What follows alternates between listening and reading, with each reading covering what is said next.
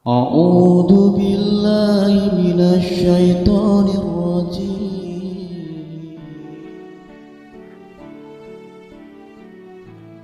Bismillahirrahmanirrahim. Assalamualaikum warahmatullahi wabarakatuh. Bismillahirrahmanirrahim. Alhamdulillahi rabbil alamin. Wassalatu wassalamu ala asrafil mursalin Muhammadi wa ala alihi wa sahbihi ajma'in, amma ba'du. Jamaah pengajian yang berbahagia, untuk pertemuan kali ini kami akan menyampaikan, karena kondisi saat ini masih dalam situasi Corona atau COVID-19, maka kajian saat ini kita kaitkan dengan wabah Corona 19. Kita harus bagaimana, atau karena apa, mengapa itu ada musibah, ada wabah dan penyakit, yang itu semuanya sebetulnya datangnya dari Allah Subhanahu wa Ta'ala. Oleh karena itu, kita kajian karena kaitannya dengan COVID-19, kami secara rileks saja, kami beri judul, mari kita perhatikan dengan singkatan II dan AA. Jadi sekali lagi, II, AA. Apa itu II? I yang pertama itu terkait dengan iman. Kemudian I yang kedua imun. Terus yang A pertama itu aman, dan A yang kedua itu amin. Barangkali ini perlu kita bahas bersama kaitannya dengan iman, imun, aman, dan amin. Iman. Dalam kondisi saat ini, maka kaitannya dengan iman. Jangan sampai kita sekalian itu kaitannya dengan keimanan kita itu menurun.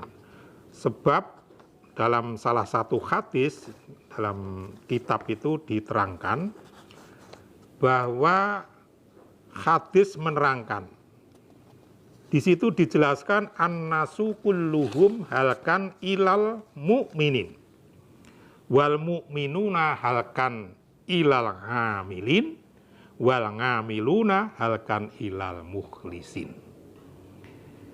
Bahwa semua manusia yang hidup di dunia ini semuanya celaka. Ilal mu'minin, kecuali orang-orang yang beriman. Wal mu'minuna halkan ilal amilin, tapi orang yang mengaku iman itu pun belum sempurna, masih celaka. Kecuali disertai dengan amilin, dengan beramal. Apa ini sudah cukup? Ternyata dalam hadis ini diterangkan wal ngamiluna halkan ilal mukhlisin. Bahwa mengaku iman sudah benar, tapi ini belum sempurna. Sempurna bagaimana? Harus wal ngamilin, harus dengan itu beramal. Beramal bagaimana? Itu belum sempurna. Beramal dengan mukhlisin, dengan keikhlasan. Inilah tiga-tiganya kaitannya dengan iman itu harus kita lakukan. Ngaku iman, dilaksanakan dengan beramal, melaksanakan dengan mukhlisin, dengan ikhlas. Ikhlas ki piye to? Bagaimana toh pengertian ikhlas itu? Barangkali kalau itu diartikan secara gampang. Kalau kita itu ke belakang, kemudian buang hajat, kita tidak pernah melihat apa yang kita buang. Ini namanya keikhlasan, tidak pernah mengingat-ingat.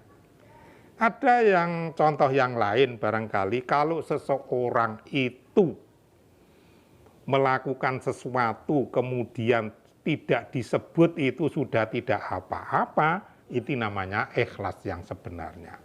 Salah satu contoh kemarin ketika ibu-ibu melaksanakan ibadah puasa, sore harinya memasak kolak. Kolak itu adonannya salah satunya yang pokok itu santan. Tapi apa kita tahu proses jadi santan itu? Dari kelapa. ketika memetik kelapa itu tidak ada orang memetik kelapa itu diambil hati-hati, kemudian digendong, diselehke, tidak ada. Mesti dipecok, jatuh di tempat yang itu keras. Ketika ngambil juga terus diambil, diuncalke sampai di rumah. Kemudian ibunya perintah, Mas, Mak, sisanwe disumbat. Ketika disumbat itu pakai arit gede atau linggis, disumbat. Kalau ini bisa sambat kelapa itu, ya Allah, ternyata orang-orang itu sangat kejam.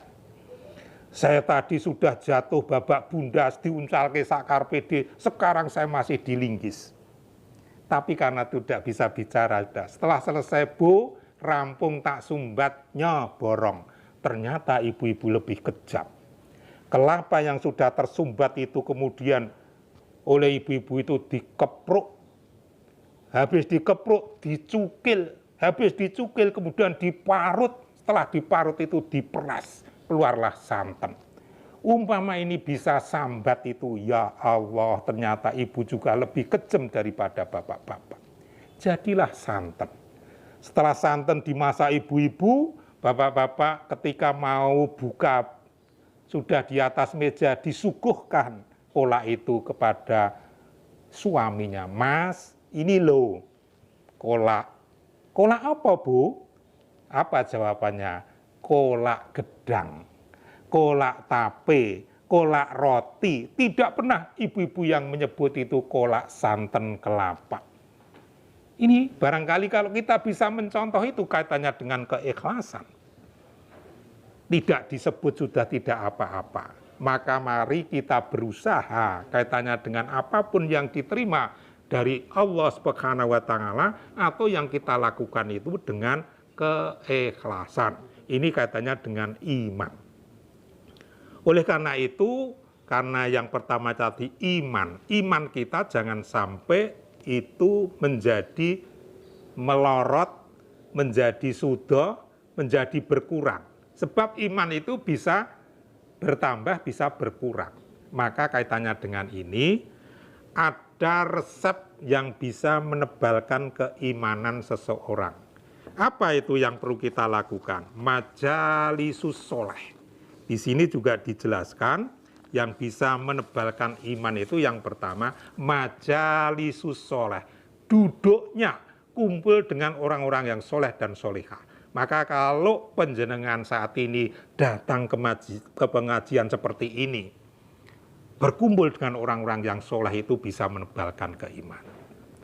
Yang kedua, tadabarul Quran. Deres ngaji membaca Al-Quran itu bisa menebalkan keimanan. Dan yang berikutnya,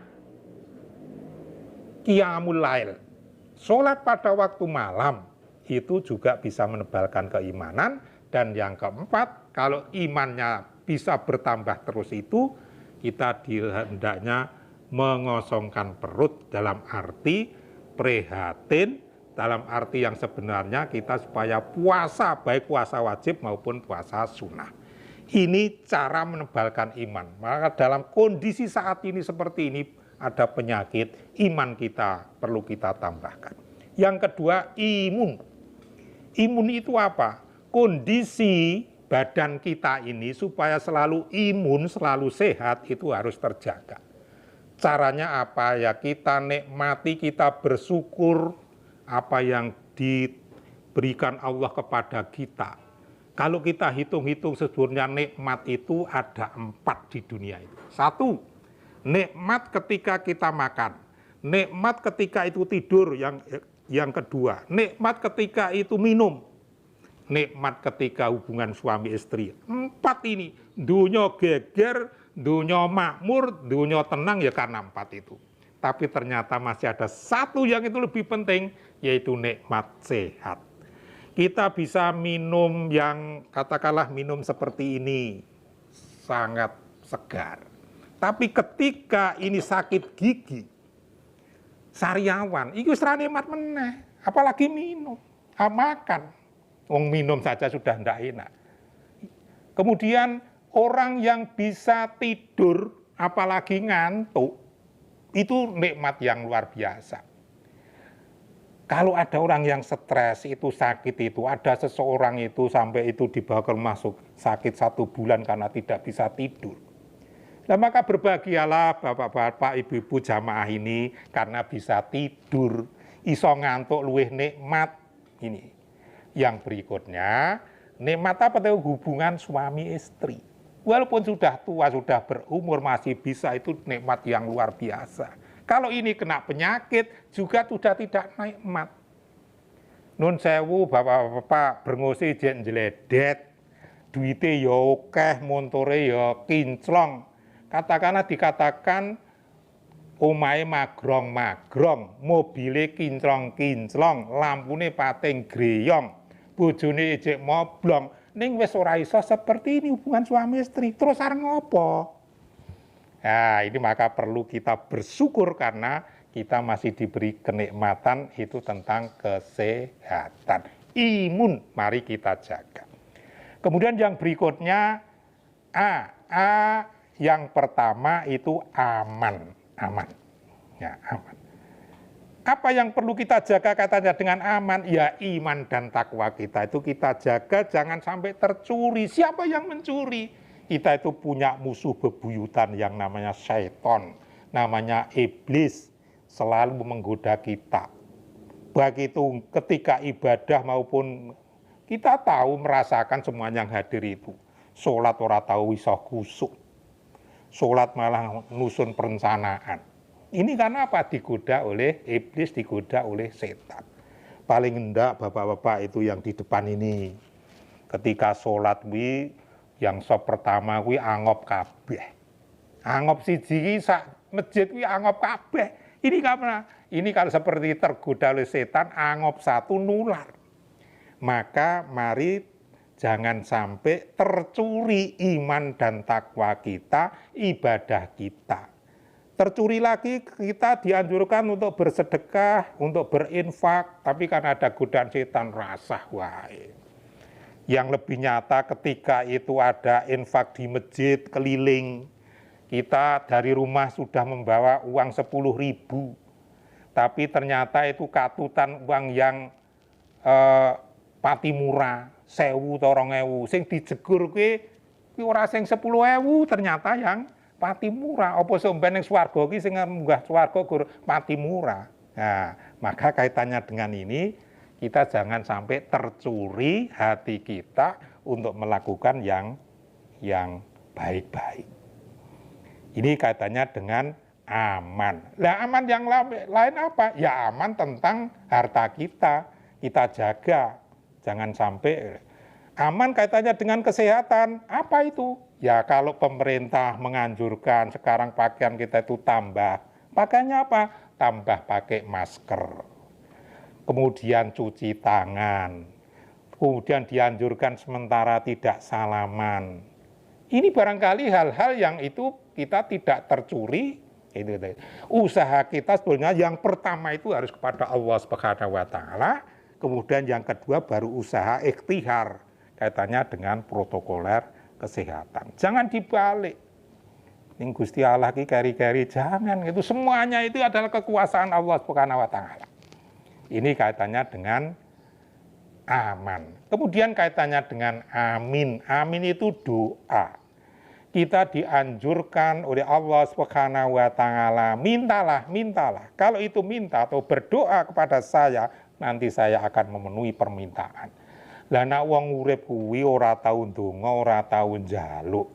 Monggo sing kekuasaan yang memberi apapun itu dari Allah tapi tidak pernah minta, maka kita selalu amin mohon pada Allah Subhanahu wa taala.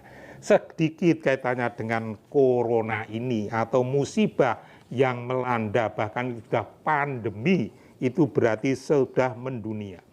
Ada salah satu hadis, jane asal-usule karo Allah itu memberikan bala itu karena apa? Dalam salah satu hadis yang agak panjang, riwayat At-Tirmidzi yang berasal dari Ali bin Abi Thalib itu menerangkan, jika umatku telah melaksanakan 15 macam, maka pasti akan datang bencana atas mereka. Jadi termasuk itu penyakit itu juga bencana. 15 itu apa? Singkatnya begini. Yang pertama, itu jika kekuasaan sudah digunakan untuk mendapatkan keuntungan. Ini yang pertama. Yang kedua, barang amanat dianggap harta rampasan. Jadi digunakan atau dikorup. Yang ketiga, amalan zakat, infak, dan sedekah sudah tidak dibayar. Terus suami tunduk kepada istrinya, sing ngatur itu semuanya istrinya. 5, orang telah mendurkai ibunya, dius dowani karo ibune. Berbuat baik hanya kepada teman dekatnya, pilih-pilih. Kemudian yang ketujuh, anak sudah membenci kepada ayahnya, wis ora ngurmati karo bapake.